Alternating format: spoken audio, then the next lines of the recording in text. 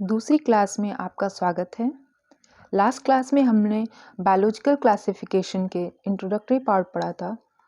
आज हम आगे किंगडम्स के बारे में थोड़ी जानकारी हासिल करेंगे।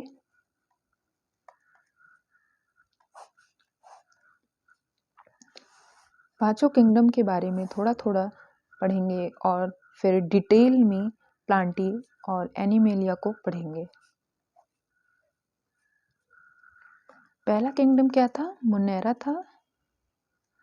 दूसरा था प्रोटिस्टा। तीसरा था फंजाई। चौथा था प्लांटी और पांचवा एनिमेलिया। स्टार्ट करते हैं पहली किंगडम से, मोनेरा।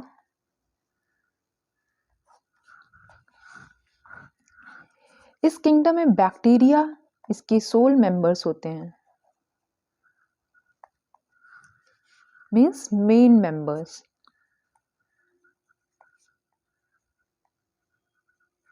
मुख्यतः रूप से बैक्टीरिया इसमें पाए जाते हैं किंगडम मोनेरा में, और ये बहुत ही अबंडेंट अमाउंट में, इनकी अधिकता बहुत ज़्यादा होती है माइक्रो ऑर्गेनिज्म की। बैक्टीरिया क्या है? Micro organism. तो ये सबसे ज़्यादा अमाउंट में देखे जाते हैं मोनेरा किंगडम के अंदर। और ये बैक्टीरिया एबंडेंट हैं तो एवरीवेयर प्रेजेंट रहेंगे, हर जगह ये पाए जाएंगे। चाहे स्प्रिंग की बात कर लीजिए, और ये स्प्रिंग हॉट हो सकता है, बहुत ज़्यादा गर्म स्प्रिंग। डेजर्ट की बात कर लीजिए,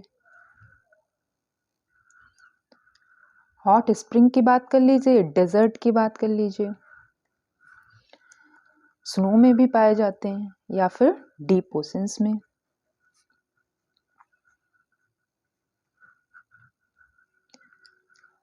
ये बैक्टीरिया हर लाइफ फॉर्म में सरवाइव कर सकते हैं, survive in all life forms.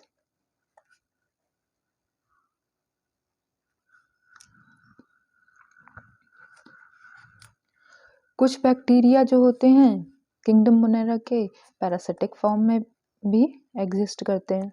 Parasitic मतलब परजीवी, किसी के ऊपर आश्रित होके।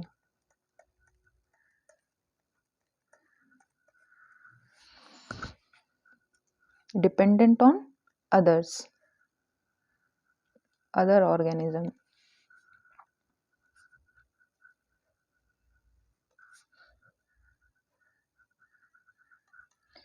किस लिए डिपेंडेंट रहते हैं? फॉर फूड या फिर लिविंग के लिए।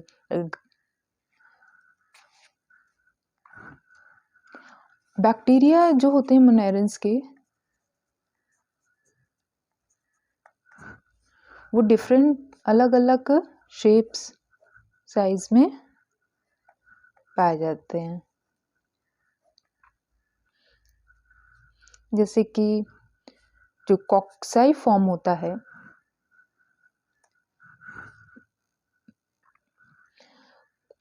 कॉक्साई शेप जो होता है वो स्फेरिकल होता है, स्फेरिकल बैक्टीरिया होती हैं।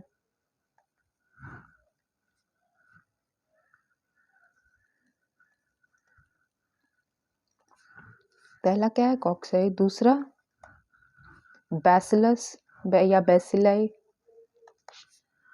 ये होते हैं rod shaped bacteria.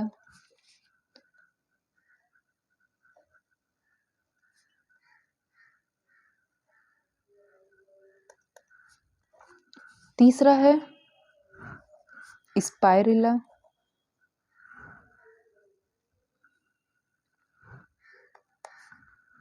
Spiral shape bacteria.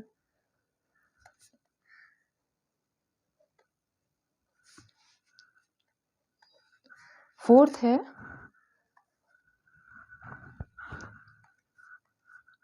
Vibrio. Vibrio bacteria comma shaped होती है।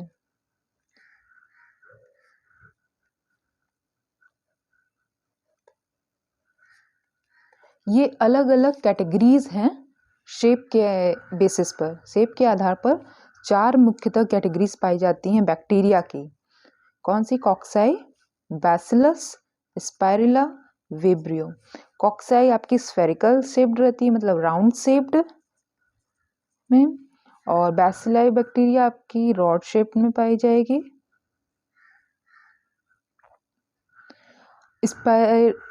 स्पाइरुला बैक्टीरिया स्पाइरल शेप्ड होती है, मतलब इस टाइप से।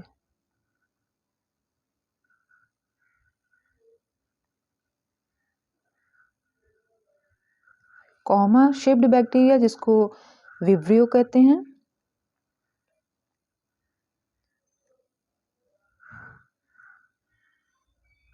इस टाइप से ये चारों बैक्टीरिया मोनेरा किंगडम के अंदर आएंगे। बैक्टीरिया होती है 2 तरह के। कौन कौन सी होती हैं? ऑटोट्रॉपिक,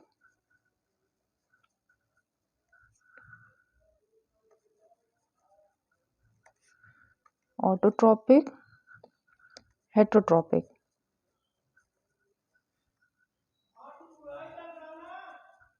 बैक्टीरिया, ऑटोट्रॉपिक बैक्टीरिया जो सेल्फ फूड, अभी मैंने पिछली क्लास में आपको बताया था टर्म। ऑटोट्रॉपिक मीन्स जो सेल्फ फूड का निर्माण करते हैं, खुद भोजन अपना बनाते हैं। Heterotrophic dependent, do not synthesize, dependent on others, अपने से भोजन नहीं बनाते हैं, सिंथेसाइज करते हैं। सिंथेसाइज करना मतलब उसको बनाना, food on their own.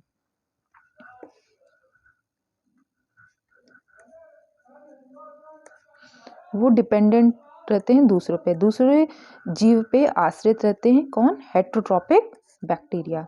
Autotrophic self बनाते हैं।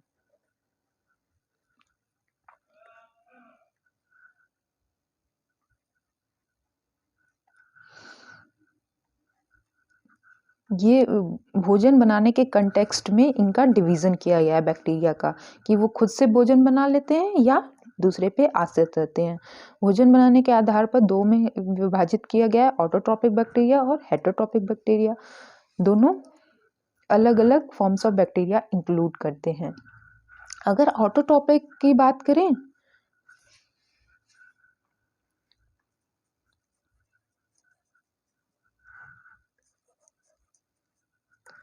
तो ये केमोसिंथेटिक प्रोसेस से बना सकते हैं या फिर फोटोसिंथेटिक प्रोसेस से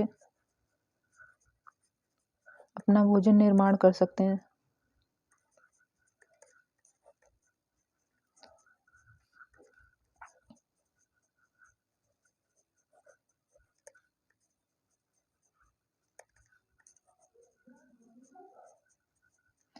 जब फोटोसिंथेसिस की बात करते हैं तो जाहिर सी बात है कि ये लाइट का इन्वॉल्वमेंट रहेगा, लाइट एनर्जी का। तो जो ये सन से मिलेगा लाइट एनर्जी प्लांट्स को, जिससे वो अपना भोजन बनाएंगे। और केमिकल सिंथेटिक प्रोसेस की बात करते हैं तो इसमें केमिकल एनर्जी इन्वॉल्व रहती है भोजन बनाने में बैक्टीरिया के द्वारा। और हेटरोट्रॉपिक तो जैसा कि बताया था, डिपेंडेंस ऑन अदर्स रहते हैं। डेड ऑर्गेनिक मैटर हो सकता है ये, इसको फीड करते हैं, इस पर फीड करते हैं और अपने भोजन की ज़रूरतों को पूरा करते हैं। 2 मेन तरह की बैक्टीरिया आती हैं, आर्ची बैक्टीरिया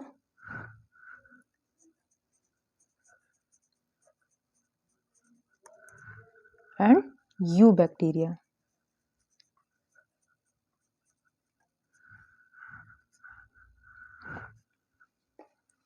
आर्ची मीन्स होता है प्रीमिटिव, मतलब बहुत ही पुराने बैक्टीरिया हैं, बहुत सालों से ये एग्जिस्ट कर रही हैं। ये स्पेशल बैक्टीरिया होती हैं। क्यों स्पेशल हैं, क्यों खास हैं ये बैक्टीरिया? क्योंकि हर तरह के क्लाइमेट कंडीशन में रह सकती हैं। Can live in dynamic climatic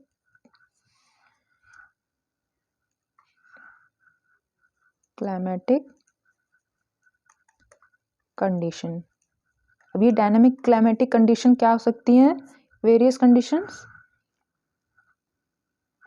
salty हो सकती हैं, सॉल्टी एरियाज, जैसा मैंने अभी बताया था कि ये अलग अलग जगह पाई जाती हैं, spring, hot springs, desert, snow, deep oceans, ऐसे ही यही होती हैं आर्चीबैक्टीरिया जो अलग अलग हार्श कंडीशन में पाई जाती हैं। सॉल्टी एरिया हो गया, हॉट स्प्रिंग हो गया,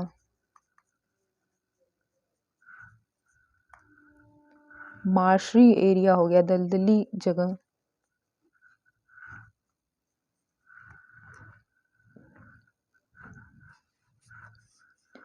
ऐसी आर्चीबैक्टीरिया जो सॉल्टी एरियाज में पाई जाती हैं, जहाँ सॉल्ट का अबंडेंस ज़्यादा हो, उनको कहते हैं हेलोफाइल्स। ये टर्मिनोलॉजी बहुत इंपॉर्टेंट है, ये कॉम्पिटिशन्स में पूछी जाती हैं। हेलोफाइल्स कौन सी बैक्टीरिया हेलोफाइल्स एरिया में पाई जाती हैं? हेलोफाइल्स एरिया क्या होते हैं? सॉल्टी एरियाज होते हैं। ऐसी बैक्टीरिया जो सॉल्टी एरियाज में पाई जाती हैं उनको हेलोफाइल्स बैक्टीरिया कहते हैं। हॉट स्प्रिंग में जो पाई जाती हैं उन बैक्टीरिया को क्या बोलेंगे? Thermo acidophiles.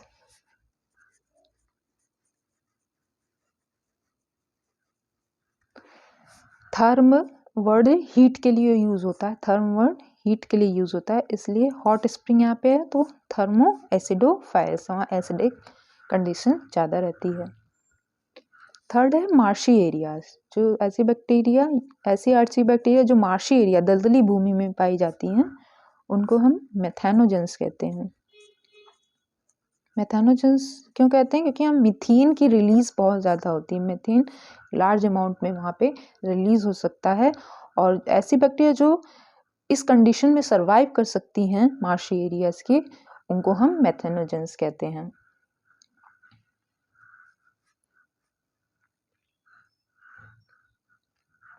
ये मेथेनोजेंस जो होते हैं, ये रूमिनेंट जो जुगाली करते हैं जानवर, रूमिनेंट एनिमल्स जैसे गाय, बफेलो,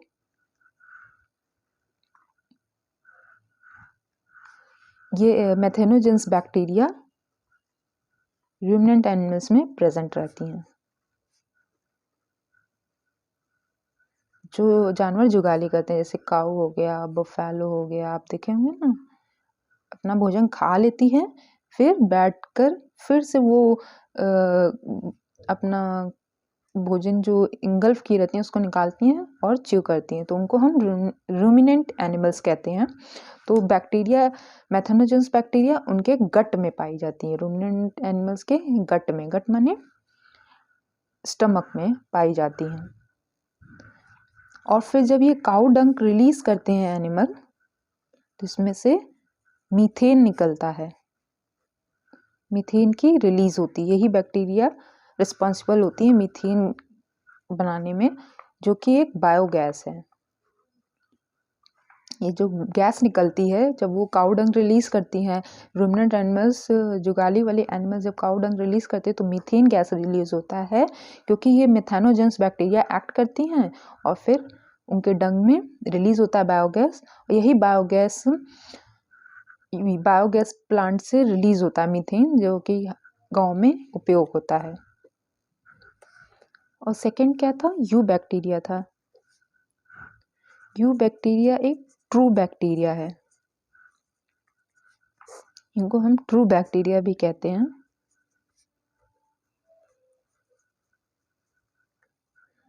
इनके पास एक रिजिड सेल वॉल होता है और मूवेबल भी होते हैं, मोटाइल या मूवेबल भी होते हैं, और जब मोटाइल होंगे तो इनके पास फ्लैजेला प्रेजेंट होगा।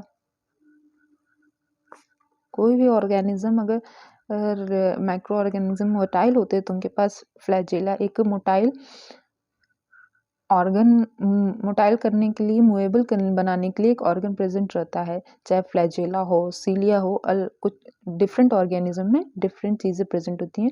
तो बैक्टीरिया के केस में, यू बैक्टीरिया के केस में फ्लैजेला प्रेजेंट होता है। इसमें आप एक फेमस एग्जाम्पल पढ़ेंगे, जैसे ये साइनोबैक्टीरिया कहते हैं इनको, या फिर ब्लू ग्रीन एल्गे, शॉर्ट में हम BGA लिखते हैं, BGA, ब्लू ग्रीन एल्गे। इनके पास क्लोरोफिल A होता है, इसलिए ये फोटोसिंथेटिक बैक्टीरिया है। फोटोसिंथेटिक बैक्टीरिया है तो मतलब फोटोसिंथेटिक ऑटोट्रॉपिक कह सकते हैं, ऑटोट्रॉप्स हैं, खुद खाना बनाएंगे, और फोटोसिंथेटिक हैं तो जहाँ फोटोसिंथेटिक आ गया वर्ड तो वो ऑर्गेनिज्म खुद भोजन बनाते हैं।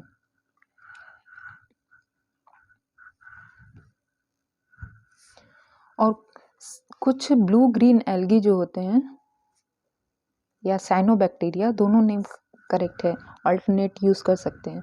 कुछ blue green algae nitrogen fixation process में हेल्प करते हैं।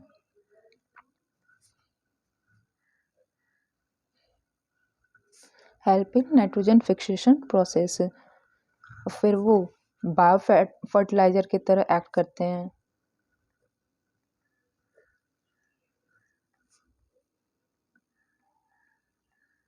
Act as bio fertiliser.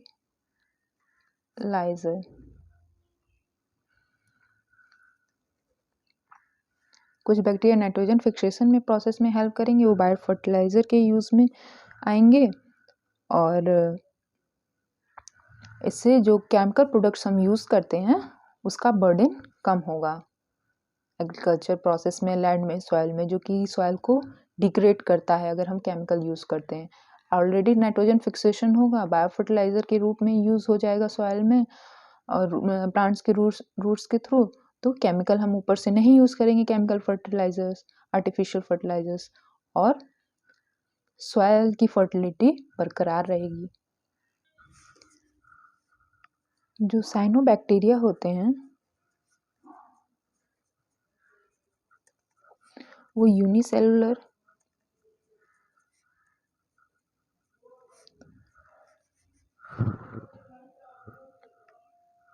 Colonial और फिलामेंटस फॉर्म में पाए जाते हैं।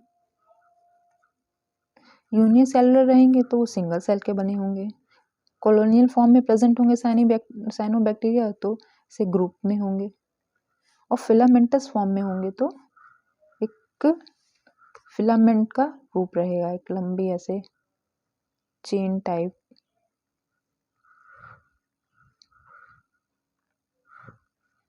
ये फिलामेंटस बैक्टीरिया हो गए। एग्जाम्पल क्या हो सकता है, nostoc is a filamentous bacteria. ये नाइट्रोजन फिक्सेशन में भी हेल्प करता है, N2 fixation. Example of nitrogen fixation bacteria है नॉस्टॉक, इसका शेप होता है फिलामेंटस। आइए आगे देखते हैं माइकोप्लाज्म।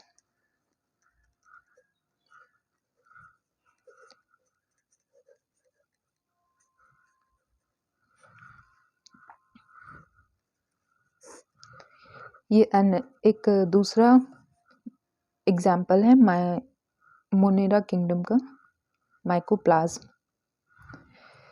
ये एक स्मॉलेस्ट लिविंग ऑर्गेनिज्म है।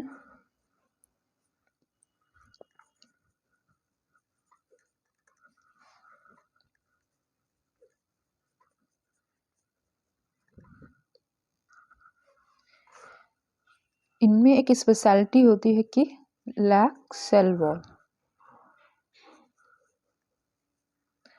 वॉल लैक करते हैं कंप्लीटली, पूर्ण रूप से सेल वॉल लैक करते हैं, और कैन सर्वाइव विदाउट ऑक्सीजन के बिना भी सर्वाइव कर सकते हैं। सबसे छोटे ऑर्गेनिज्म होते हैं माइकोप्लाज्म, सेल वॉल लैक करते हैं, इनके जो स्ट्रक्चर होते हैं उसके चारों तरफ सेल वॉल एब्सेंट होता है और ऑक्सीजन के बिना भी सर्वाइव कर सकते हैं। और ये पैथोजेनिक होते हैं एनिमल्स के कंटेक्स्ट में भी और प्लांट के कंटेक्स्ट में भी। तब हार्म पहुंचा सकते हैं या डिजीज कॉज कर सकते हैं माइकोप्लाज्मा प्लांट्स को भी और एनिमल्स को भी। तो दोस्तों आज के लिए इतना ही। नेक्स्ट किंगडम हम नेक्स्ट क्लास में पढ़ेंगे। जो भी डाउट हो आपको कमेंट सेक्शन में ज़रूर पूछिए। सजेशंस भी वेलकम्ड हैं। Like, comment, share and subscribe करना ना भूलें। Thank you.